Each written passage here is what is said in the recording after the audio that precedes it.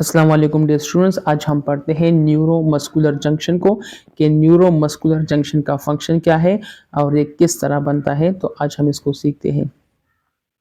Neuromuscular junction नाम से जाहिर है कि ये वो जंक्शन है जो नर्व फाइबर और मसल फाइबर के दरमियान में बनता है।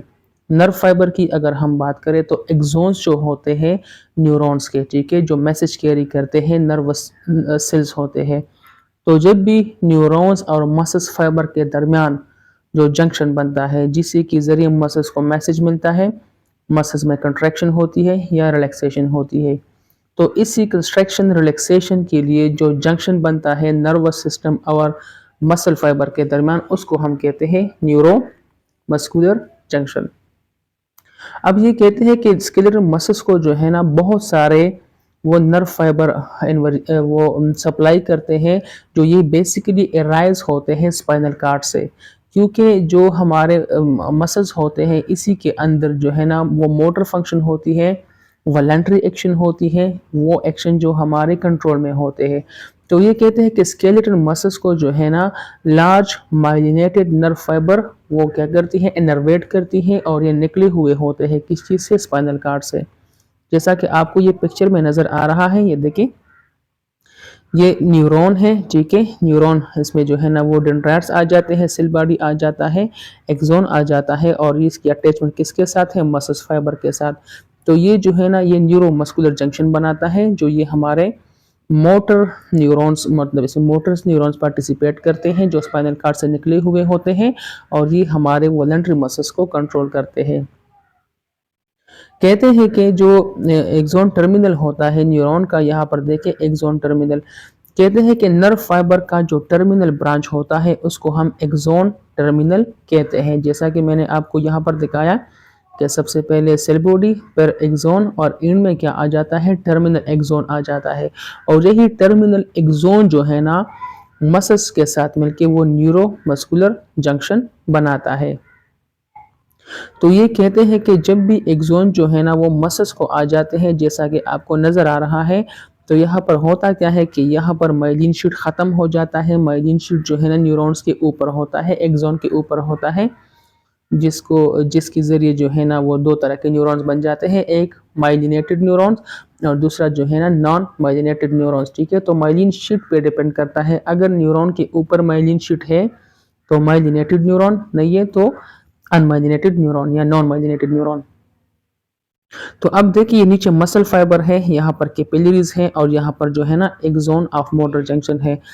अब यहाँ पर न्यूरोमस्कुलर जंक्शन बनता है, उसको थोड़ा सा मॉडिफाई करते हैं। तो अब देखें अगर इसको हम थोड़ा सा मॉडिफाई करें तो यहाँ पर आता क्या है, प्री साइनेप्टिक टर्मिनल आ जाता है, ठीक है। यहाँ पर जो है ना ये साइनेप्टिक क्लेफ्ट आ जाता है, साइनेप्टिक वेसिकल आ जाता है, सॉरी, ये सिनेप्टिक वेसिकल है जिसके अंदर न्यूरोट्रांसमीटर होते हैं। और अब ये देखिए ये जो स्पेस बनता है ये एक्सोन में और मसल्स में, ठीक है, ये जो एम्प्टी स्पेस बनता है इसको हम कहते हैं साइनेप्टिक क्लेफ्ट। और फिर इसी साइनेप्टिक क्लेफ्ट के नीचे जो है ना पोस्ट साइनेप्टिक मेम्ब्रेन होता है जो मसल्स में आ जाता है और इसके साथ ये माइटोकॉन्ड्रिया होती है।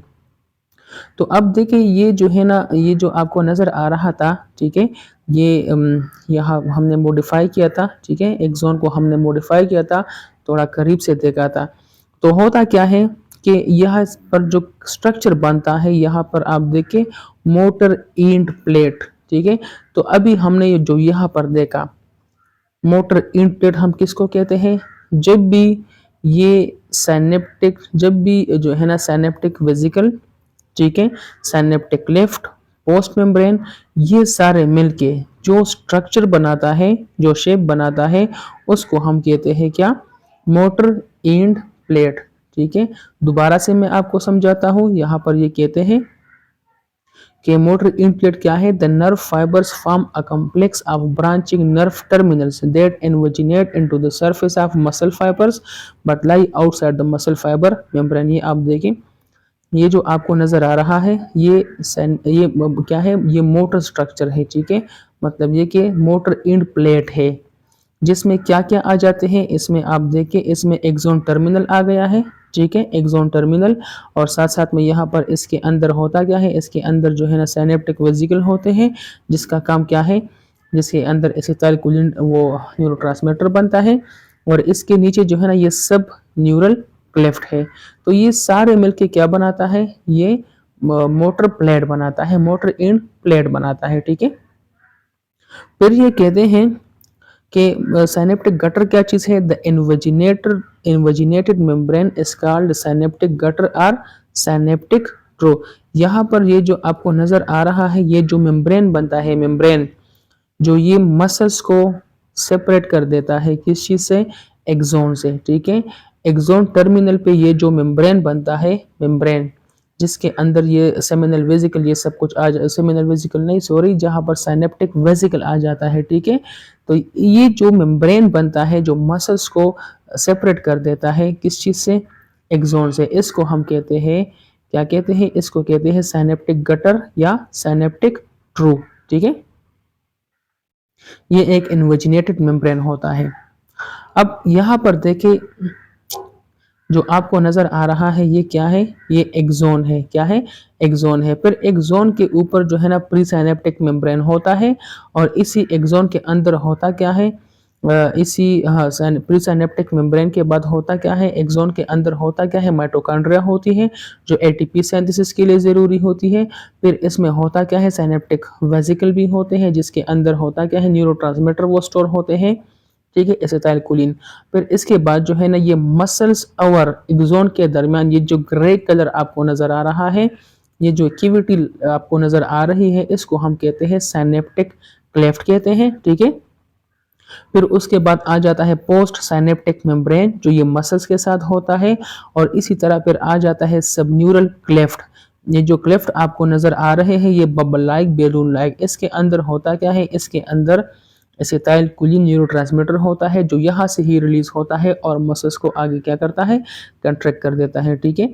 तो ये क्या है, ये सारे के सारे स्ट्रक्चर हैं जो यहाँ पर लिखे गए हैं, pre synaptic membrane, post synaptic membrane, basal, lamina and synaptic cleft, ठीक है, ये इसमें आ जाते हैं। और सब न्यूरल क्लेफ्ट की भी हमने बात की कि ये किस में आ जाता है, इसका फंक्शन क्या है, सब न्यूरल क्लेफ्ट के अंदर जो है ना ये एसिटाइलकोलिन ये होते हैं, और यहाँ से ही एसिटाइलकोलिन वो रिलीज हो जाते हैं थ्रू बेसल लेमिना, ठीक है, जो एक स्पंजी रेटिकुलर मैट्रिक्स है, ठीक है, जिससे एक्स्ट्रा सेलुलर फ्लूइड वो डिफ्यूज हो जाते हैं, ठीक है। तो ये क्या है, ये सब न्यूरल क्लेफ्ट है जिसके जरिए होता क्या है, सब न्यूरल क्लेफ्ट से एसिटाइलकोलिन जो है ना वो रिलीज होता है, और वो करता क्या है, वो जो है ना मसल्स को जो वो मोटाइल बना देता है, उसको कंस्ट्रक्शन या रिलैक्सेशन जो होती है वो स्टार्ट हो जाती है, ठीक है।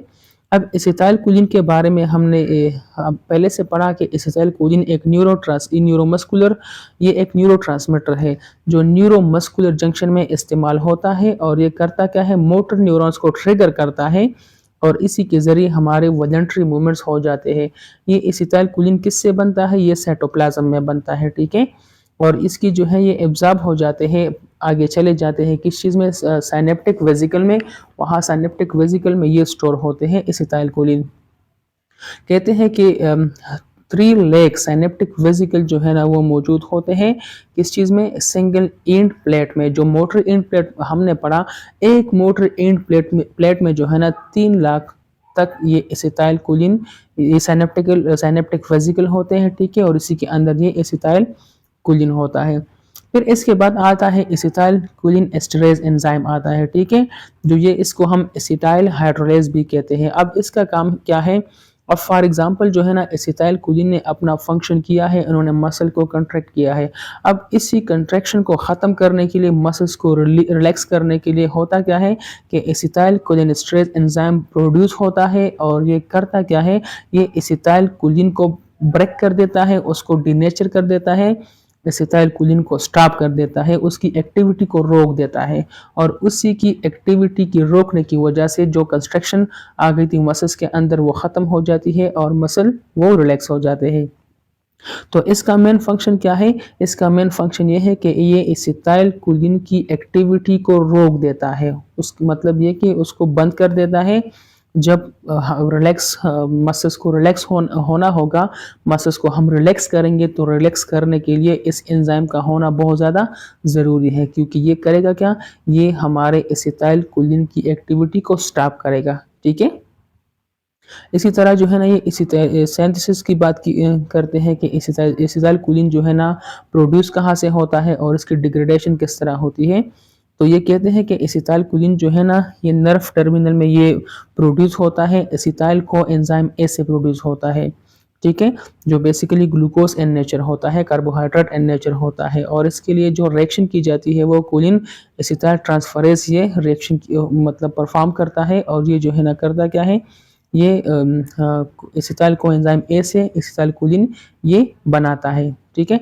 जो आगे जाके साइनेप्टिक लेफ्ट साइनेप्टिक वेसिकल में वो स्टोर हो जाएगा और आगे करेगा क्या, जब वो मैसेज की फ्लो होगी तो ये उस वक्त रिलीज होगा, एज ए न्यूरोट्रांसमीटर काम करेगा।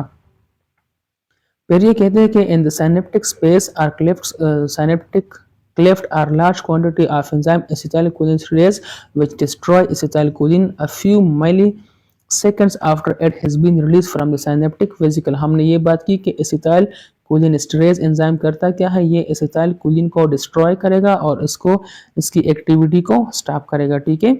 यहाँ पर एग्जाम्पल दिया है न्यूरोमस्कुलर ब्लॉकर्स का, मतलब ये कि ये वो मेडिसिन है, वो ब्लॉकर्स है जो एनेस्थीसिया में यूज होते हैं और ये एसिटाइल कोलिन की एक्टिविटी को स्टॉप कर देता है। ठीक है। जैसा कि क्यूरेर, बुंगारोटॉक्सिन, सक्सिनाइल कोलिन, कार्बामाइल कोलिन, ये सारे के सारे हैं जो न्यूरोमस्कुलर ब्लॉकर यूज होते हैं। और कुछ ऐसे होते हैं जो हमारे न्यूरोमस्कुलर सिस्टम को स्टिमुलेट करता है। इसमें जो है ना होता क्या है, न्यू स्टिग्मिन, पायोस्टिग्मिन एंड डाइआसोप्रोपाइल फ्लोरोपास्पेट, ये इसमें आता है। ठीक है। ये न्यूरोमस्कुलर स्टिमुलेंट है। तो समरी लेक्चर की क्या है कि न्यूरोमस्कुलर जंक्शन वो जंक्शन है जो हमारे मसल्स और नर्व फाइबर के दरमियान में होता है। ठीक है। ये न्यूरोमस्कुलर जंक्शन किस चीज़ से बना हुआ है, ये एक्सोन से बना हुआ होता है। इसमें जो है ना मसल्स भी होते हैं। फिर हमने ये पढ़ा कि न्यूरोमस्कुलर जंक्शन को अगर हम थोड़ा इलाबोरेट करें, इसको हम डिटेल से देखें, तो न्यूरोमस्कुलर जंक्शन में होता क्या है, मोटर इंड प्लेट बनता है जो ये बैलून लाइक स्ट्रक्चर में, बल्ब लाइक स्ट्रक्चर में ये होता है, जैसा कि आपको नज़र आ रहा है। इसी के अंदर होता क्या है, इसी के अंदर जो है साइनेप्टिक वेसिकल होते हैं, इसी के अंदर माइटोकॉन्ड्रिया होती है, इसी के अंदर जो है ना न्यूरोट्रांसमीटर्स की प्रोडक्शन होती है। और फिर हमने ये पढ़ा कि ये जो मोटर इंड प्लेट है, जो बल्ब है, ये हमारे मसल्स के ऊपर होगा, मसल से सेपरेट होगा। ठीक है। फिर हमने ये पढ़ा कि यहाँ पर ये जो न्यूरोमस्कुलर जंक्शन बनता है, इसमें एक्सोन होता है, प्री साइनेप्टिक मेम्ब्रेन भी होता है, साइनेप्टिक क्लेफ्ट भी होता है, सब न्यूरल क्लेफ्ट भी होता है, और इसी के ज़रिए जो है ना वो क्या होता है कि न्यूरॉन्स जो है ना मसल्स को स्टिमुलेट करता है। ठीक है। तो न्यूरोमस्कुलर जंक्शन का काम यह है कि ये हमारे मसल्स को स्टिमुलेट करे और इसको स्टॉप करे, हमारे मसल्स को, स्केलेटल मसल्स को उसको मूवमेंट दे। ठीक है। ये इसका फंक्शन था। तो डियर व्यूअर्स, अगर आपको ये वीडियो अच्छी लगी है तो इसको लाइक करें, शेयर करें और चैनल को सब्सक्राइब करें। Thank you so much.